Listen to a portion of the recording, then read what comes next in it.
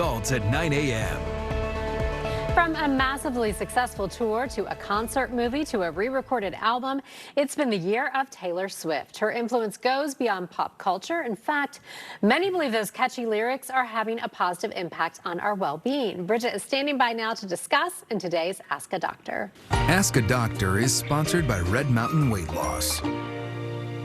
All right, this is definitely, a Swiftie era we're in right now, and the pop star's connection with her fans has really grown stronger since the very first album, and now studies have started to suggest that her music can have a measurable impact on people's mental health. Licensed mental health counselor Shantala Boss is here with us again today. Good morning. Thanks for stopping in. Thank you. When we talk about music in general, we think, everyone has their favorite artists, favorite genres, and this is a real study. Like, this was in Psychology Today, and they really did study the impact of her music and the effects that it can have. How does that work? Well, in general, like we were talking about earlier, music is definitely a part of therapy because it helps us express ourselves. And a lot of times in sessions, even with teenagers, I'll have them create a Spotify playlist and they talk about how this music helps them. And I believe that Taylor Swift really does speak to a lot of different people because of all of her eras and genres, and her music spans generations. So a lot of parents grew up with her and now their kids are excited about her. I've been walking around with my Taylor Swift t-shirt running into like a 60-year-old man who's excited, and then later on at Starbucks I'm talking to a little girl and we're connecting. So I think that what's happening with Taylor Swift is she's reaching so many different generations, and then they're all learning how to connect in different ways. The friendship bracelets that people are sharing, it's a really neat way of connecting and belonging, and that is the #1 reason why people struggle with depression, that lack of connection. So it's so important. And I think when we look at, these big concert tours, like, her Eras tour and now the film in the theaters, and then you look at, even going to big sporting events and going to all these other big live shows. My little sister took me to Beyonce for my birthday, and it's just like when you're in that collective group of people with just like a lot of positive energy and excitement, that's a boost too, right? Absolutely. And the last few years we've been wanting for that. So I think this is the perfect time.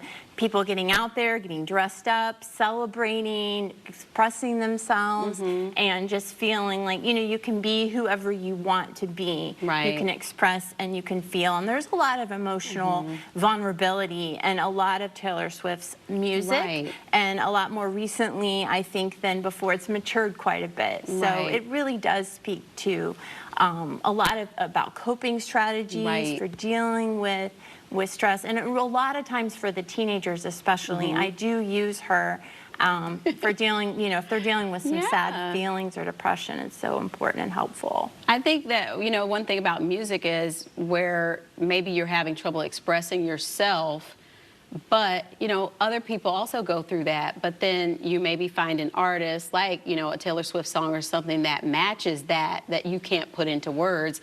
And then to see that other people also, it resonates with them as well. That is that connection of a lot of words left unsaid, right? Right, that we're not alone, that we have other people that get us and understand us. Maybe just they're verbalizing it or wording it or showing it in a different way, and that really is huge. And a lot of these artists, I mean, they are coming of age, like she started out as a kid. A lot of these other artists have started out as kids, like Beyonce or Selena Gomez or, Billie Eilish. And so you're watching them, you're really growing up with them through these stages of all these emotions and roller coasters and experiences. And they are positive and negative. So how can even like the songs about like negative things also be helpful?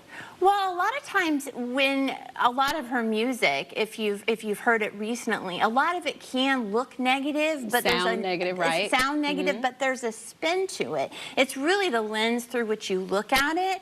So that's what I do, with whether it's my clients or even myself. It's how you look at the music and how you spin that lens. And talking about growing up with her, different generations, we have a lot of younger kids who connect with the Fearless era, which is when she began when she was young, excited, happy, everything's new.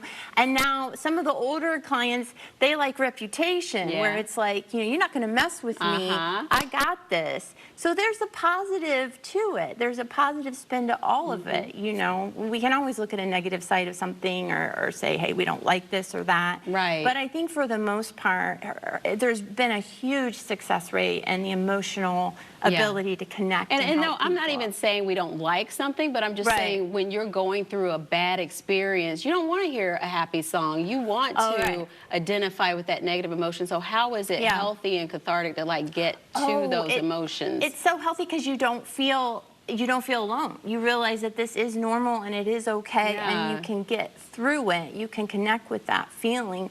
You know, a lot of the reason why people struggle with depression is because they don't know how to verbalize emotion, and it's okay to verbalize negative emotion. That helps us. It helps us get through it. So what would you suggest, you know, for people to maybe look into more of a therapeutic music approach to sort of, you know, work that into part of their mental health routine, or just, you know, getting out some of those feelings? I think it'd be great if everyone could go on Spotify and make their own playlist or whatever, you know, music for each mood, maybe. Right. And when they're feeling something, listen to it, identify with it, and then come up with coping strategies. That's how we do it, is identifying those feelings first. That's so important. All right. Well, thanks again for stopping in, and I'll send it back over to you, Julie. All right, Bridget, thank you so much. Let's take